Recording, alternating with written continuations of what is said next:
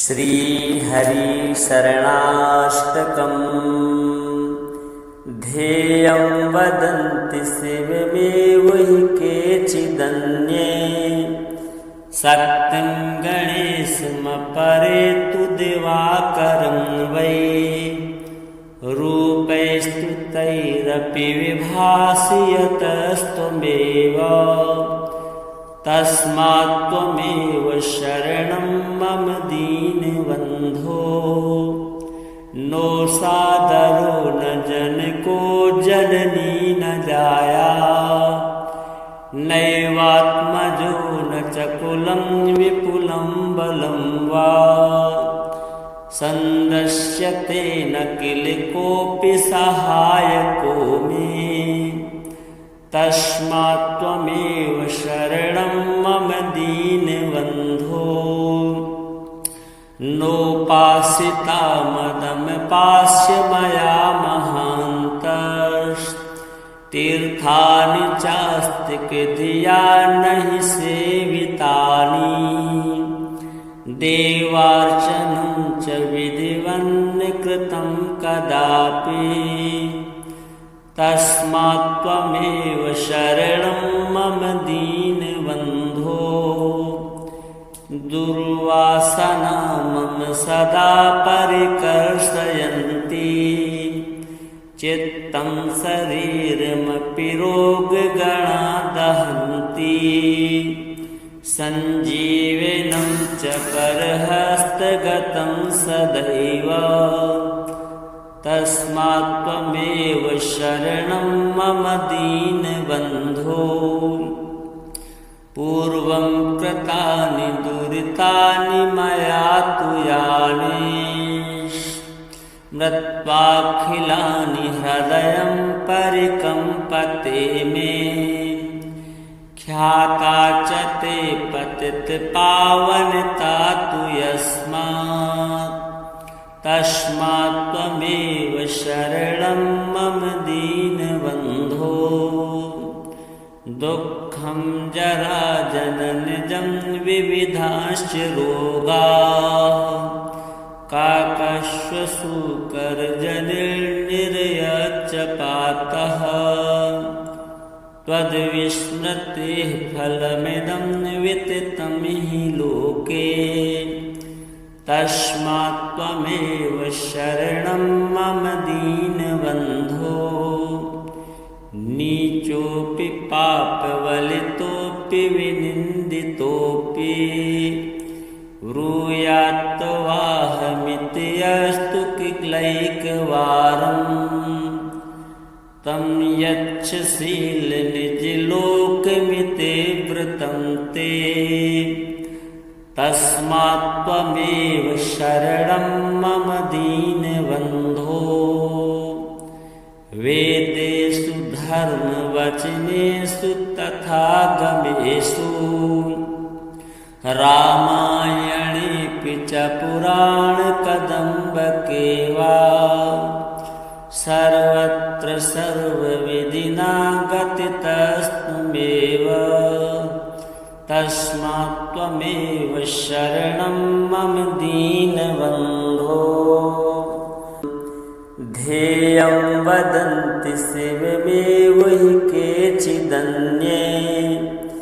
शक्तिं गणेशमपरे तु दिवाकरं वै रूपैस्तुतैरपि विभासि यतस्त्वमेव तस्मात् त्वमेव शरणं मम दीनबन्धो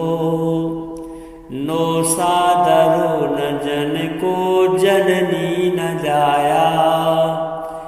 नैवात्मजो न च कुलं विपुलं बलं वा सन्दश्यते न किल कोऽपि सहायको मे तस्मात् त्वमेव शरणं मम दीनबन्धो नोपासिता मदमपास्य मया महान्तस्तीर्थानि चास्तिकधिया नहि सेवितानि देवार्चनं च विधिवन्न कृतं कदापि तस्मात् त्वमेव शरणं मम दीनबन्धो दुर्वासना मम सदा परिकर्षयन्ति चित्तं शरीरमपि रोगगणा दहन्ति सञ्जीवनं च करहस्तगतं सदैव तस्मात् त्वमेव शरणं मम दीनबन्धो पूर्वं कृतानि दुरितानि मया तु यानि मृत्वाखिलानि हृदयं परिकम्पते मे ख्याता च ते पतितपावनता तु यस्मात् तस्मात् त्वमेव शरणं मम दीनबन्धो दुःखं जराजननजं विविधाश्च रोगाः काकश्वसूकरजनिर्निरयच्च पातः त्वद्विस्मृतेः फलमिदं विततं हि लोके तस्मात् त्वमेव शरणं मम दीनबन्धो नीचोऽपि पापवलितोऽपि विनिन्दितोऽपि ब्रूयात्तवाहमिति अस्तु किलैकवारम् तं यच्छशीलनिजलोकमिते व्रतं ते तस्मात् त्वमेव शरणं मम दीनबन्धो वेदेषु धर्मवचनेषु तथा गमेषु रामायणेऽपि च पुराणकदम्बके वा सर्वत्र सर्वविधिना गतितस्त्वमेव तस्मात् त्वमेव शरणं मम दीनबन्धो ध्येयं वदन्ति शिवमेव हि केचिदन्ये शक्तिं गणेशमपरे तु दिवाकरं वै रूपैस्तुतैरपि विभासि यतस्त्वमेव तस्मात् त्वमेव शरणं मम दीनबन्धो नो सादरो न जनको जननी न जाया नैवात्मजो न च कुलं विपुलं बलं वा सन्दस्यते न किल कोऽपि सहायको मे तस्मात् त्वमेव शरणं मम दीनबन्धो नोपासिता मदमपास्य मया महान्तस्तीर्थानि चास्तिकधिया नहि सेवितानि देवार्चनं च विधिवन्न कृतं कदापि तस्मात् त्वमेव शरणं मम दीनबन्धो दुर्वासना मम सदा परिकर्षयन्ति चित्तं शरीरमपि रोगगणा दहन्ति सञ्जीवनं च करहस्तगतं सदैव तस्मात् त्वमेव शरणं मम दीनबन्धो पूर्वं कृतानि दुरितानि मया तु यानि मृत्वाखिलानि हृदयं परिकम्पते मे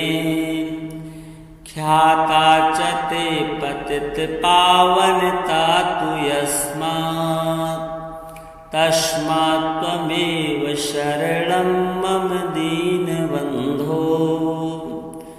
दुःखं जराजननजं विविधाश्च रोगाः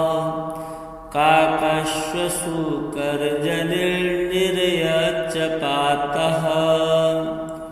त्वद्विस्मृतेः फलमिदं विदितं हि लोके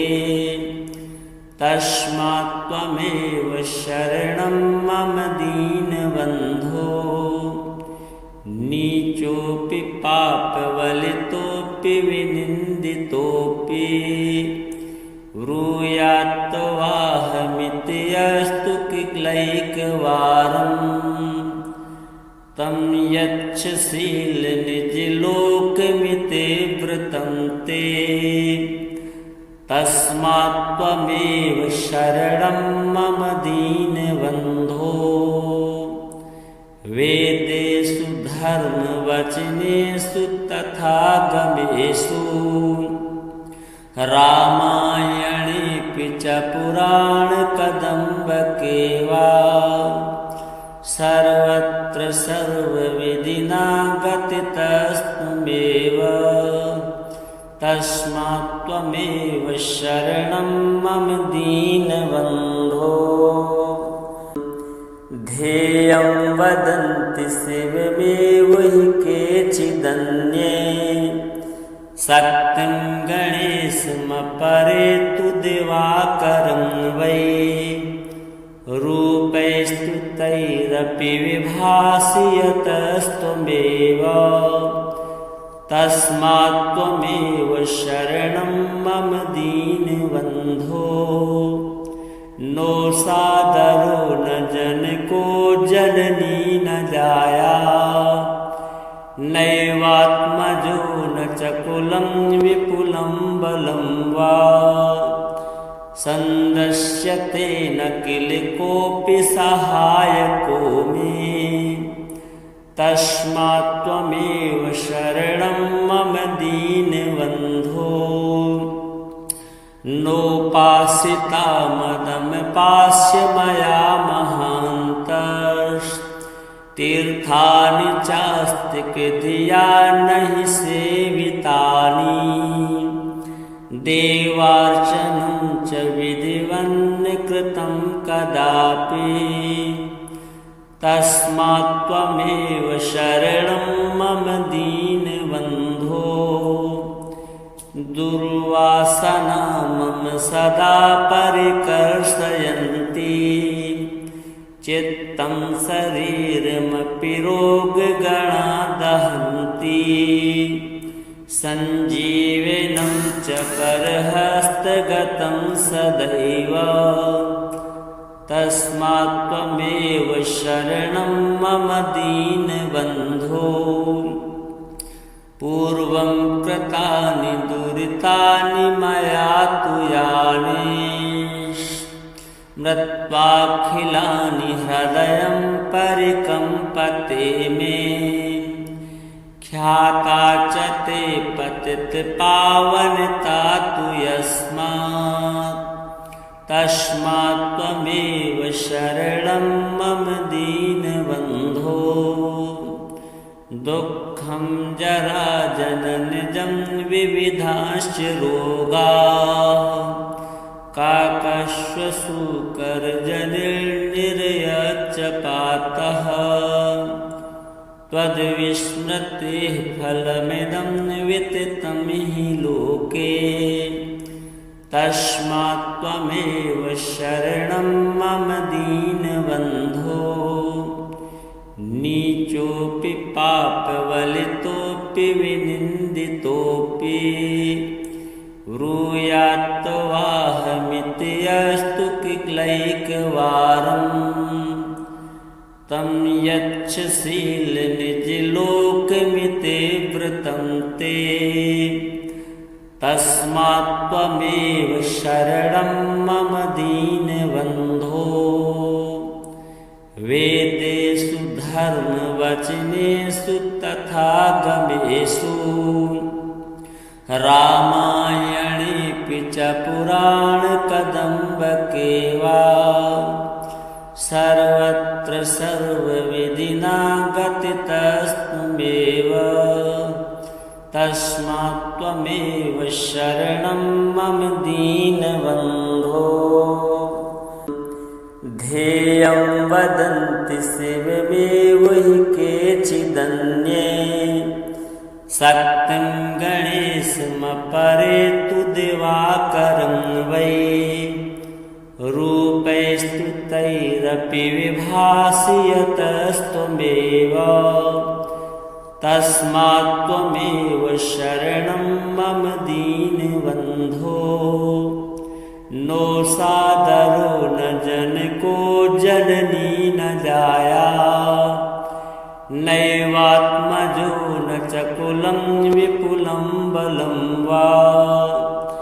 सन्दश्यते न किल कोऽपि सहायको मे तस्मात् त्वमेव शरणं मम दीनबन्धो नोपासिता मदमपास्य मया महान्तस्तीर्थानि चास्तिकधिया नहि सेवितानि देवार्चनं च विधिवन्न कृतं कदापि तस्मात् त्वमेव शरणं मम दीनबन्धो दुर्वासना मम सदा परिकर्षयन्ति चित्तं शरीरमपि रोगगणा दहन्ति सञ्जीवनं च करहस्तगतं सदैव तस्मात् त्वमेव शरणं मम दीनबन्धो पूर्वं कृतानि दुरितानि मया तु यानि मृत्वाखिलानि हृदयं परिकम्पते मे ख्याता च ते पतितपावनता तु यस्मात् तस्मात् त्वमेव शरणं मम दीनबन्धो दुःखं जरा जननजं विविधाश्च रोगाः काकश्वसूकरजनिर्निरयच्च पातः त्वद्विस्मृतेः फलमिदं विततं हि लोके तस्मात् त्वमेव शरणं मम दीनबन्धो नीचोऽपि पापवलितोऽपि विनिन्दितोऽपि ब्रूयात्तवाहमिति अस्तु किलैकवारं तं यच्छशीलनिजलोकमिते वृतं ते तस्मात् त्वमेव शरणं मम दीनबन्धो वेदेषु धर्मवचनेषु तथा गमेषु रामायणेऽपि च पुराणकदम्बके वा सर्वत्र सर्वविधिना गतितस्त्वमेव तस्मात् त्वमेव शरणं मम दीनबन्धो ध्येयं वदन्ति शिवमेव हि केचिदन्ये शक्तिं गणेशमपरे तु दिवाकरं वै रूपैस्तुतैरपि विभासि यतस्त्वमेव तस्मात् त्वमेव शरणं मम दीनबन्धो नो सादरो न जनको जननी न जाया नैवात्मजो न च कुलं विपुलं बलं वा सन्दश्यते न किल कोऽपि सहायको मे तस्मात् त्वमेव शरणं मम दीनबन्धो नोपासिता मदमपास्य मया महान्तस्तीर्थानि चास्तिकधिया नहि सेवितानि देवार्चनं च विधिवन्न कृतं कदापि तस्मात् त्वमेव शरणं मम दीनबन्धो दुर्वासना मम सदा परिकर्षयन्ति चित्तं शरीरमपि रोगगणा दहन्ति सञ्जीवनं च करहस्तगतं सदैव तस्मात् त्वमेव शरणं मम दीनबन्धो पूर्वं कृतानि दुरितानि मया तु यानि मृत्वाखिलानि हृदयं परिकम्पते मे ख्याता च ते पतितपावनता तु यस्मात् तस्मात् त्वमेव शरणं मम दीनबन्धो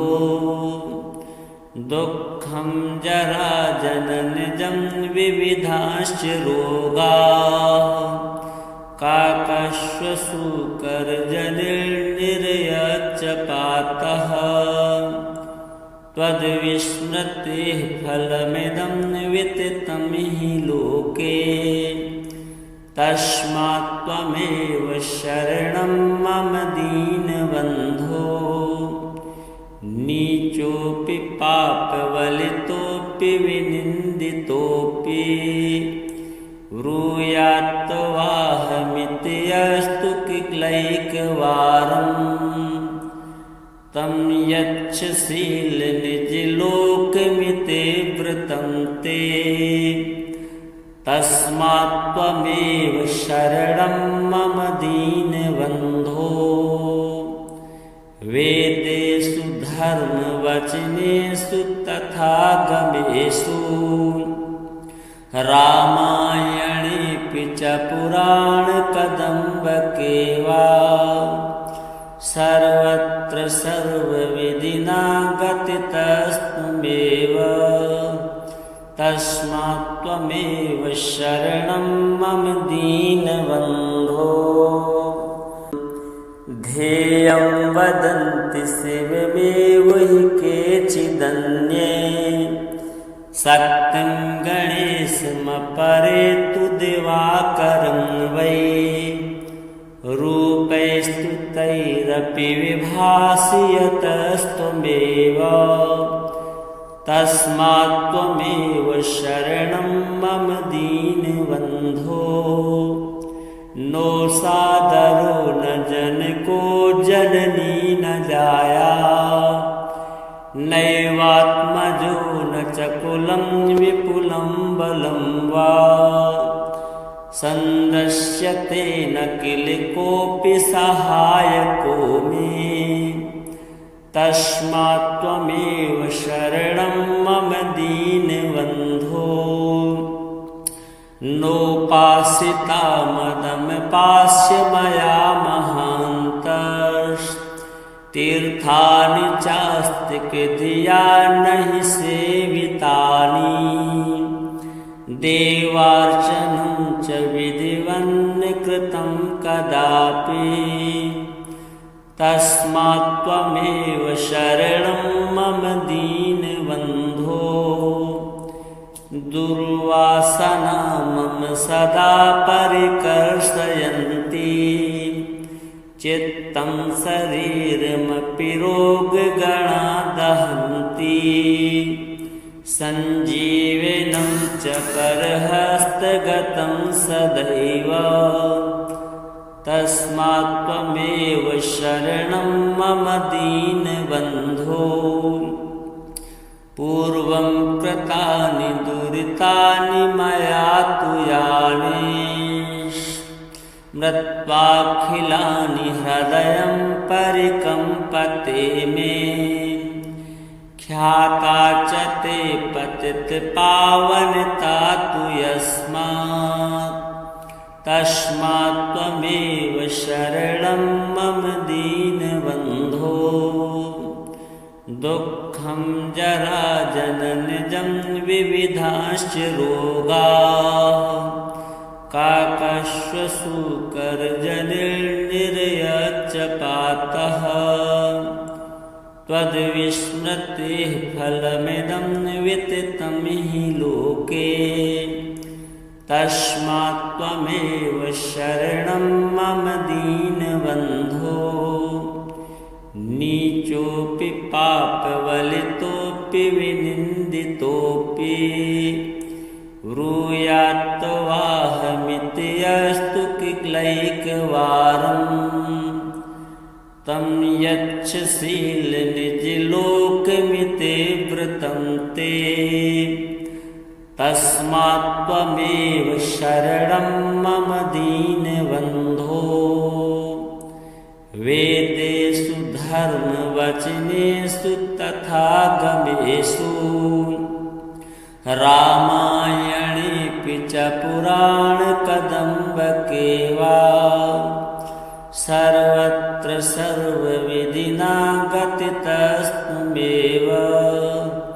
तस्मात् त्वमेव शरणं मम दीनबन्धो ध्येयं वदन्ति शिवमेव हि केचिदन्ये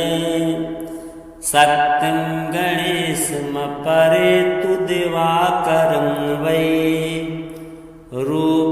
रूपैस्तुतैरपि विभासि यतस्त्वमेव तस्मात् त्वमेव शरणं मम दीनबन्धो नो सादरो न जनको जननी न जाया नैवात्मजो न च कुलं विपुलं बलं वा सन्दस्यते न किल कोऽपि सहायको मे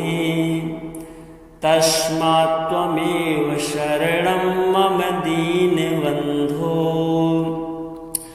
नोपासिता मदमपास्य मया महान्तस्तीर्थानि चास्तिकधिया नहि सेवितानि देवार्चनं च विधिवन्न कृतं कदापि तस्मात् त्वमेव शरणं मम दीनबन्धो दुर्वासना मम सदा परिकर्षयन्ति चित्तं शरीरमपि रोगगणा दहन्ति सञ्जीवनं च करहस्तगतं सदैव तस्मात् त्वमेव शरणं मम दीनबन्धो पूर्वं कृतानि दुरितानि मया तु यानि मृत्वाखिलानि हृदयं परिकम्पते मे ख्याता च ते पतितपावनता तु यस्मात् तस्मात् त्वमेव शरणं मम दीनबन्धो दुःखं जराजननजं विविधाश्च रोगाः काकश्वशूकरजनिर्निरयच्च पातः त्वद्विस्मृतेः फलमिदं विदितं हि लोके तस्मात् त्वमेव शरणं मम दीनबन्धो नीचोऽपि पापवलितोऽपि विनिन्दितोऽपि ब्रूयात्तवाहमिति अस्तु किलैकवारम् तं यच्छसीलनिजलोकमिते व्रतं ते तस्मात् त्वमेव शरणं मम दीनबन्धो वेदेषु धर्मवचनेषु तथा गमेषु रामायणेऽपि च पुराणकदम्बके वा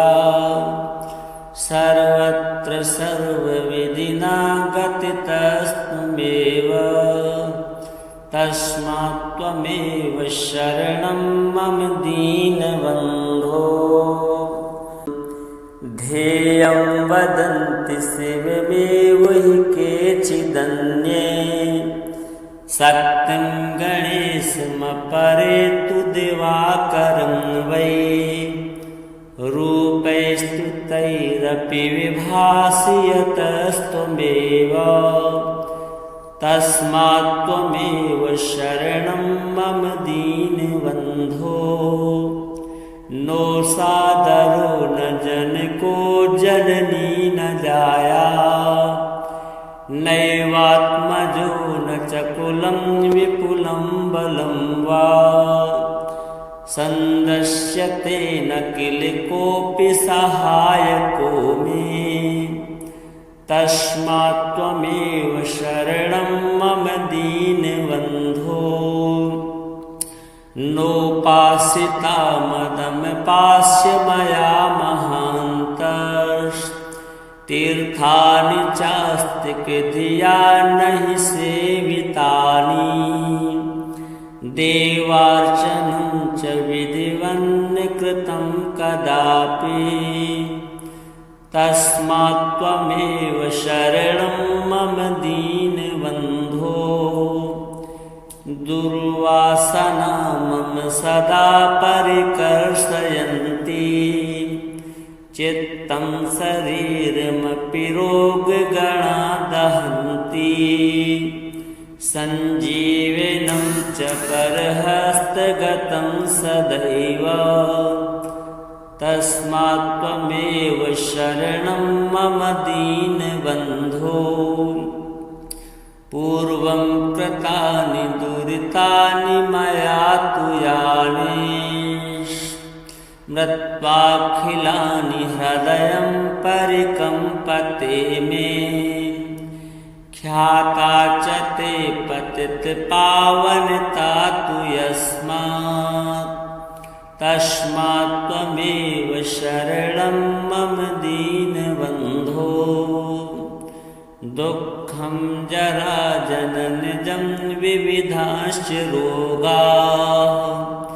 काकश्वसूकरजनिर्निरयच्च पातः त्वद्विस्मृतेः फलमिदं विततं हि लोके तस्मात् त्वमेव शरणं मम दीनबन्धो नीचोऽपि पापवलितोऽपि विनिन्दितोऽपि ब्रूयात्तवाहमिति अस्तु किलैकवारं तं यच्छशीलनिजलोकमिति वृतं ते तस्मात् त्वमेव शरणं मम दीनबन्धो वेदेषु धर्मवचनेषु तथा गमेषु रामायणेऽपि च पुराणकदम्बके वा सर्वत्र सर्वविधिना गतितस्त्वमेव तस्मात् त्वमेव शरणं मम दीनबन्धो ध्येयं वदन्ति शिवमेव हि केचिदन्ये शक्तिं गणेशमपरेतु दिवाकरं वै रूपैस्तुतैरपि विभासि यतस्त्वमेव तस्मात् त्वमेव शरणं मम दीनबन्धो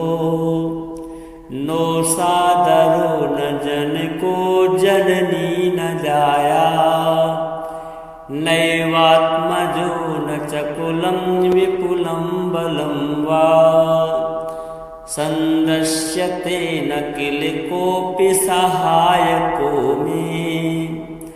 तस्मात् त्वमेव शरणं मम दीनबन्धो नोपासिता मदमपास्य मया महान्तस्तीर्थानि चास्ति कृधिया नहि सेवितानि देवार्चनं च विधिवन्न कृतं कदापि तस्मात् त्वमेव शरणं मम दीनबन्धो दुर्वासना मम सदा परिकर्षयन्ति चित्तं शरीरमपि रोगगणा दहन्ति सञ्जीवनं च करहस्तगतं सदैव तस्मात् त्वमेव शरणं मम दीनबन्धो पूर्वं कृतानि दुरितानि मया तु यानि मृत्वाखिलानि हृदयं परिकम्पते मे ख्याता च ते पतितपावनता तु यस्मात् तस्मात् त्वमेव शरणं मम दीनबन्धो दुःखं जरा जननजं विविधाश्च रोगाः काकश्वसूकरजनिर्निरयच्च पातः त्वद्विस्मृतेः फलमिदं विततं हि लोके तस्मात् त्वमेव शरणं मम दीनबन्धो नीचोऽपि पापवलितोऽपि विनिन्दितोऽपि ब्रूयात्तवाहमिति अस्तु किलैकवारम् तं यच्छशीलनिजलोकमिते व्रतं ते तस्मात् त्वमेव शरणं मम दीनबन्धो वेदेषु धर्मवचनेषु तथा गमेषु रामायणेऽपि च पुराणकदम्बके वा सर्वत्र सर्वविधिना गतितस्त्वमेव तस्मात् त्वमेव शरणं मम दीनबन्धो ध्येयं वदन्ति शिवमेव हि केचिदन्ये सत्यं गणेशमपरे तु दिवाकरं वै रूपैस्तुतैरपि विभासि यतस्त्वमेव तस्मात् त्वमेव शरणं मम दीनबन्धो नो सादरो न जनको जननी न जाया नैवात्मजो न च कुलं विपुलं बलं वा सन्दस्यते न किल कोऽपि सहायको मे तस्मात् त्वमेव शरणं मम दीनबन्धो नोपासिता मदमपास्य मया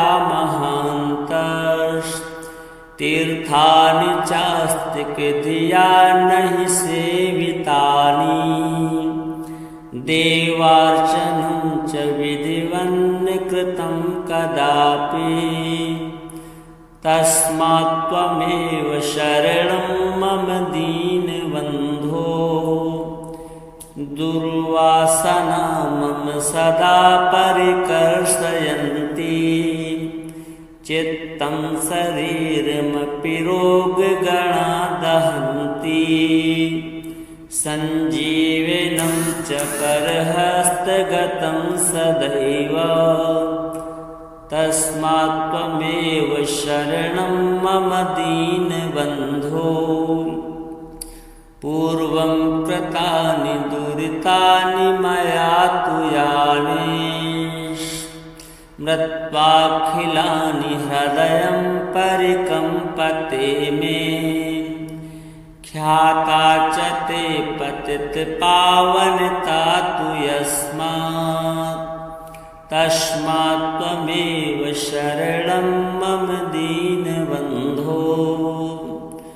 दुःखं जरा जननजं विविधाश्च रोगाः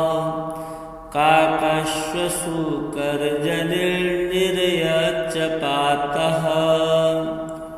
त्वद्विस्मृतेः फलमिदं विततं हि लोके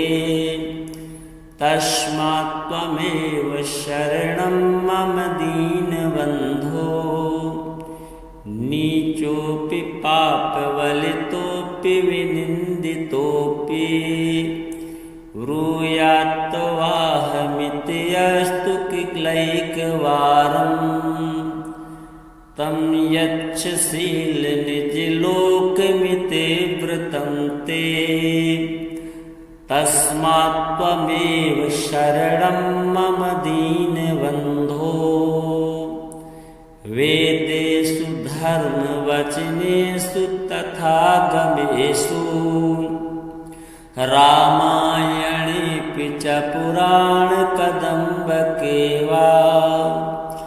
सर्वत्र सर्वविधिना गतितस्त्वमेव